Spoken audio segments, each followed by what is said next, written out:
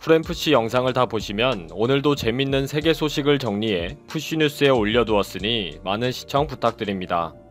안녕하세요, 프렘프시입니다. 지금 일본은 때 아닌 파친코와의 전쟁을 치르고 있습니다. 일본 정부에서는 밀폐, 밀집, 밀접하지 말라고 호소를 하는데도 파친코 가게들은 원정객들을 받으면서까지 성황리에 영업 중이라 생긴 전쟁입니다.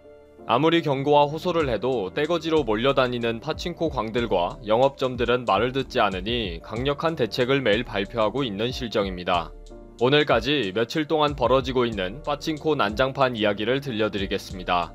아베가 도쿄도를 중심으로 한 7개 현을 대상으로 비상사태를 선언하니까 파친코를 하려는 일본인들의 행렬이 전국적으로 흩어져서 몰려다니고 있었습니다.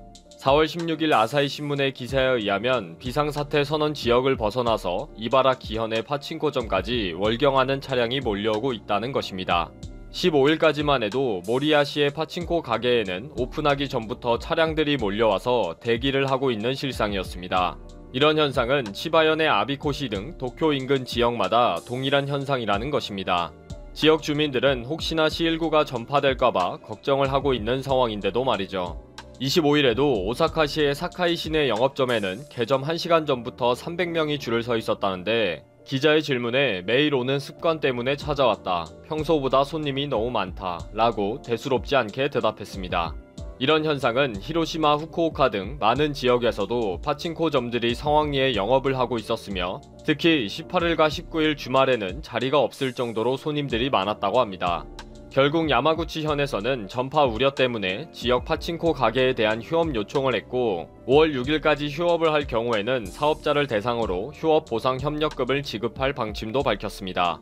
이러한 일본인들의 지켜지지 않는 외출 자제와 활발히 영업하는 파친코 가게의 모습은 해외 언론에까지 대서특필될 정도로 문제가 되고 있습니다. 뉴욕타임즈에서는 일본인들은 줄을 잘 선다, 신호를 잘 지킨다. 그러나 야간 유흥가에는 금연 지역에서 흡연을 하고 상당히 소란스러운 만취자를 만날 수가 있다.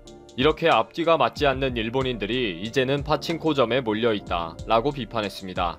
아베 정부가 이동과 외출을 80% 감소시키겠다고 했지만 너무나 많은 사람들이 나머지 20%가 되려고 한다.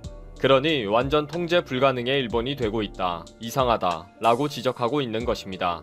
결국 나는 외출 자제하는 80%에 들어가기 싫어. 내 마음대로 할 거야. 라는 일본인들이 대다수가 된 꼴이고 현상이라는 거죠. 이렇다 보니 도대체 일본 정부는 뭐 하느냐, 불안하다 라는 여론이 일어나면서 부랴부랴 일본 정부와 도쿄도가 실태 파악에 나섰습니다. 28일에서야 영업 중인 파친코 가게에 대한 숫자를 파악하겠다 라고 나선 거죠. 도쿄도에는 약 770개의 파친코 영업점이 있는데 일부 상점이 문을 닫으니까 영업을 하고 있는 가게에는 손님이 몰려들고 있는 실정이었습니다. 고객의 말에 의하면 평소보다 3배의 손님들이 있다. 정말 놀랐다. 라고 인터뷰할 정도니까요. 도쿄도는 먼저 비상사태에 협조하지 않고 영업 중인 업체를 먼저 파악해 명단을 공개하겠다고 했습니다. 현재까지 156개 영업점의 실태를 파악했는데 영업을 하던 26개 중에서 4개점만 활발히 영업 중이라고 발표했습니다. 가나가와현은 전체 474개의 영업점 중 18개가 영업을 했고 사전 경고했음에도 불구하고 6개 점포는 발 디딜 틈 없이 여전히 영업을 하고 있다고 합니다.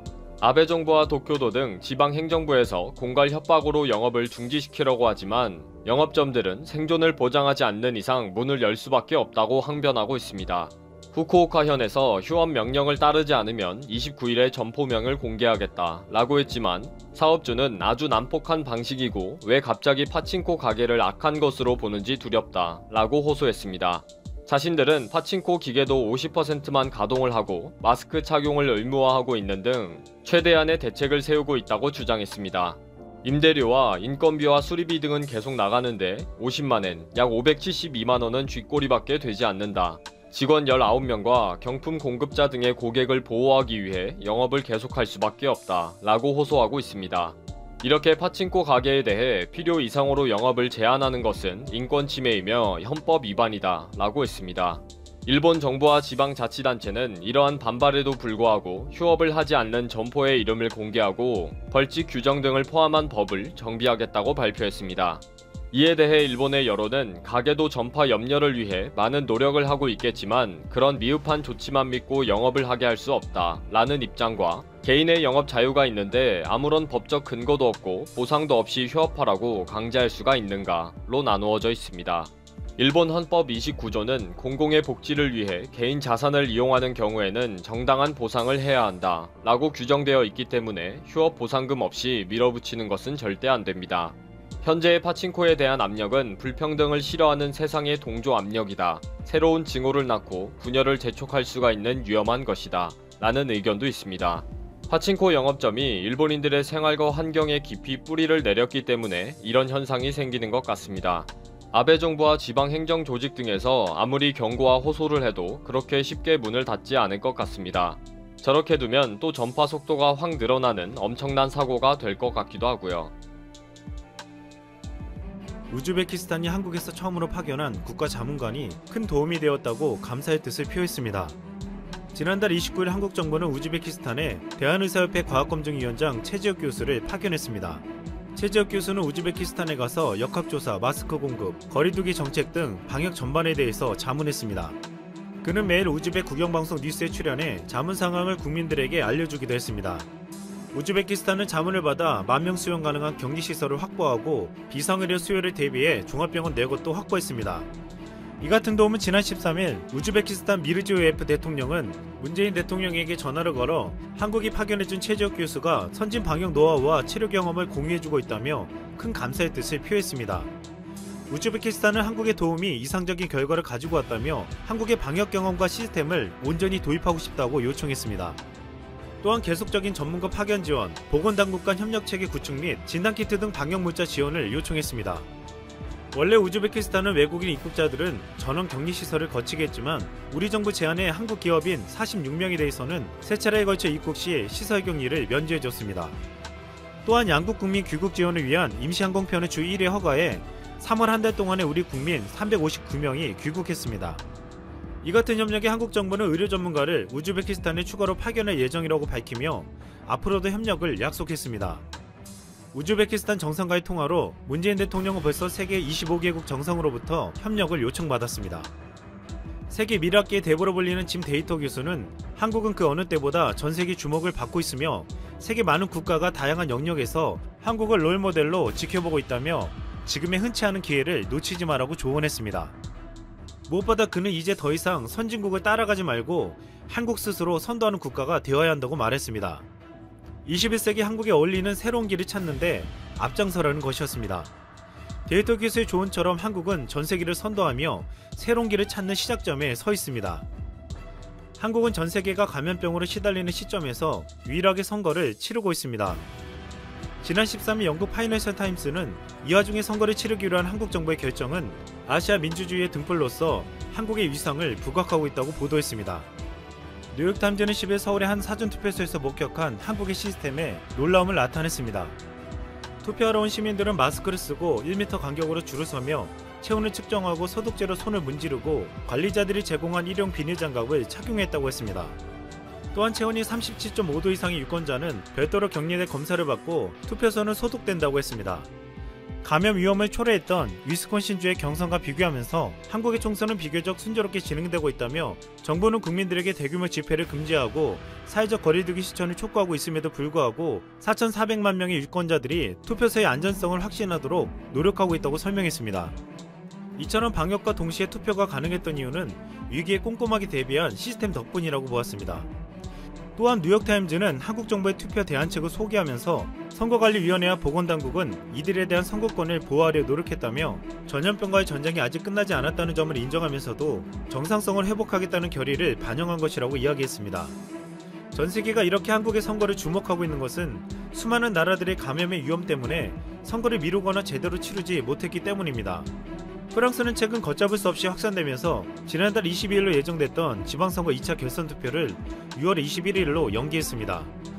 영국은 지방선거를 아예 1년 미루기로 했고 폴란드는 대선을 우편투표로 진행하기로 했습니다. 칠레는 이달 26일로 예정됐던 개헌 국민투표를 10월로 미뤘고 볼리비아는 5월 3일 대선을 무기한 연기했습니다. 이런 상황에서 유일하게 선거를 치르는 한국이 앞으로 각 나라들이 치러야 할 선거의 모델이 되어줄 것으로 보고 있습니다. 지금 전 세계 국가들이 정말 알고 싶은 것은 한국의 실제 현황이라고 했습니다. 한국은 14일 기준 신규 환자가 하루 새 27명이 발생하며 이틀째 신규 환자 규모가 30명 밑으로 떨어졌습니다. 이로 인해 총 누적 확진자는 1,564명으로 어느새 순위도 21위로 내려왔습니다. 한때 하루 최대 900명이 늘고 2위까지 올라가며 가장 위험한 국가라고 불렸던 한국은 지금 놀라운 기록을 보여주고 있습니다. 이러한 기적같은 수치를 가장 주목한 것은 각국의 의료진들이었습니다. 이영민 세브란스 병원 교수는 14일 김어준의 뉴스공장에 나와 최근 전세계 국가 의료진들에게 웹세미나 요청이 쇄도하고 있다고 했습니다. 그들은 뉴스를 통해 한국의 상황은 알고 있지만 정보가 공개되지 않은 것들도 많아서 진짜 본인들이 접한 것과 같은 상황인지 궁금해한다고 했습니다. 또한 한국이 어떻게 대응할 수 있었는지와 대응 과정 중에 광범위한 진단과 추적, 격리 등의 노하우를 물어봤습니다. 그러면서 하나같이 한국이 진단검사를 대규모로 빠르게 세팅하고 정확도를 높인 것에 놀라며 무엇보다 국가의료보험의 형태로 많은 치료를 받은 부분에서 인상 깊게 느끼는 걸 봤다고 했습니다. 특히 미국과 같은 경우는 전반적인 의료비가 굉장히 비싸기 때문에 한국의 의료보험 형태로 굉장히 많은 부분들을 지원하고 병원에서 치료를 받을 수 있도록 하는 것에 놀랍다고 했습니다. 미국과 같은 경우는 돈만 있으면 세계 최상의 의료 치료를 받을 수 있지만 돈이 없는 경우는 굉장히 제한된다고 했습니다. 미국 MBC는 의료보험에 가입되어 있지 않은 한 여성 환자의 충격적인 병원비 내역을 공개했습니다. 검사 비용은 $907, 하나로 $110만원이었고 총 진료비는 $34,727, 하나로 $4,280만원이었습니다. 그녀가 총 부담한 비용은 총 $4,400만원으로 그녀는 병원비를 갚기 위해 10년은 걸릴 것이라고 한탄했습니다.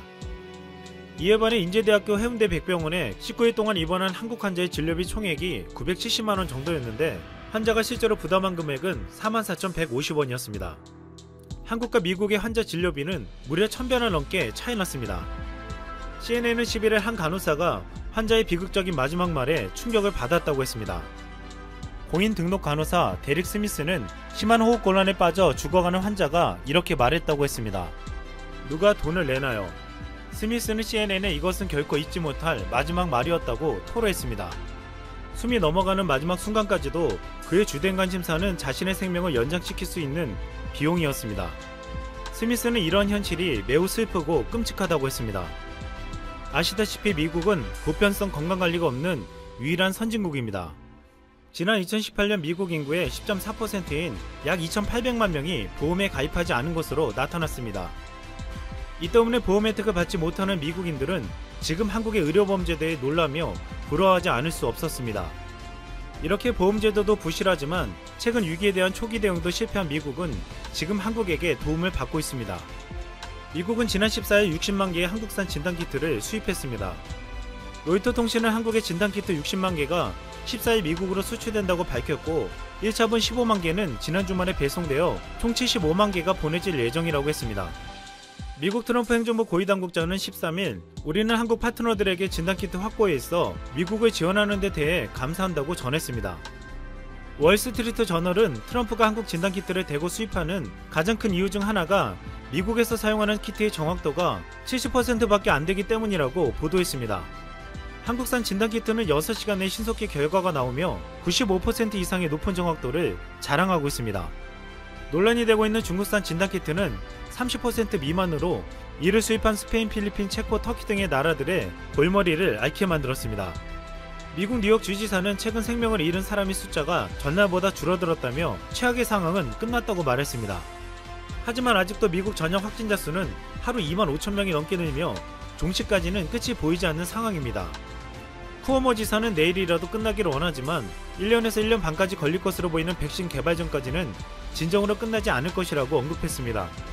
미국의 사태가 장기화될 것으로 보이는 가운데 미국의 모든 프로스포츠는 멈춘 상태입니다. 메이저리그는 정규 시즌 개막을 연기했고 미국 프로농구와 북미 아이스 하키리그, 미국 프로축구는 모두 시즌을 중단했습니다. 이런 가운데 한국의 프로야구는 이달 21일부터 연습 경기를 한 뒤 5일 초 무관중 경기를 개막하는 방안을 고민 중에 있습니다. 자국 리그가 중단되고 5월에 한국에서 KBO가 개막된다고 하자 미국 ESPN은 KBO 중계권을 살해한다는 보도가 나왔습니다. ESPN은 이달 초 지금 지구 반대편에서 다시 야구를 하려는 나라가 있다며 한국 프로야구를 주목했는데 중계 가능 여부를 문의하기에 이르렀습니다. KBO는 실제로 미국 ESPN으로부터 중계권 구매에 대한 문의를 받았다고 밝혔습니다. 이에 이진영 KBO 운영본부장은 경기력이 입증된 KBO가 ESPN에 중계된다면 미국을 비롯한 해외 야구 팬들이 분명히 매료될 거로 생각한다고 했습니다. ESPN은 메인 홈페이지에 얼마 전 미국이 곧 스포츠로 돌아갈 수 있을까라는 질문에 한국이 단서를 제공할지 모른다고 했습니다. 그동안 저변 확대를 위해 해외 중계권 판매를 준비하던 KBO는 놀랍게도 이번을 계기로 전 세계에 한국 프로야구가 알려지게 됐다고 큰 기대를 내비쳤습니다. 이번 위기 사태로 인해 한국의 프로스포츠까지 전 세계로 수출되는 놀라운 일이 벌어지고 있는 것입니다. 또한 해외 역사 바로잡기 운동을 하고 있는 방크가 만든 희망 포스터가 해외 누리꾼들에게 큰 호응을 얻고 있습니다. 방크는 지난 10일부터 한국어, 영어, 스페인어, 베트남어, 태국어, 이탈리아, 프랑스어 등 7개 언어로 제작된 희망 포스터를 SNS를 통해 전 세계에 배포했습니다. 각 글자는 용기, 열린마음, 승리, 정보, 방어, 1, 9를 의미하고 있습니다. 해당 글자를 연결하면 용기를 갖고 두려움을 이겨내야 하고, 열린 마음으로 이웃나라 혐오를 멈추면 우리는 승리한다. 가짜뉴스를 멀리하고 정확한 사실을 전달하며 마스크를 쓰고 손 씻기를 실천하면서 하루 9명과 마음을 나눠달라는 의미가 담겨 있었습니다. 방크에 따르면 13일 현재 유럽, 미주, 아시아 등 세계 외국인 9,375명이 해당 포스터에 좋아요를 눌렀고 998회가 공유되었습니다. 한국은 지금 위기 속에서 새로운 기회를 맞이하고 있습니다. 한국은 전 세계에서 민주주의의 등불이라 불리며 위기를 이겨낼 수 있다는 희망을 주고 새로운 시대의 가장 앞선 선진국으로 발돋움하고 있습니다.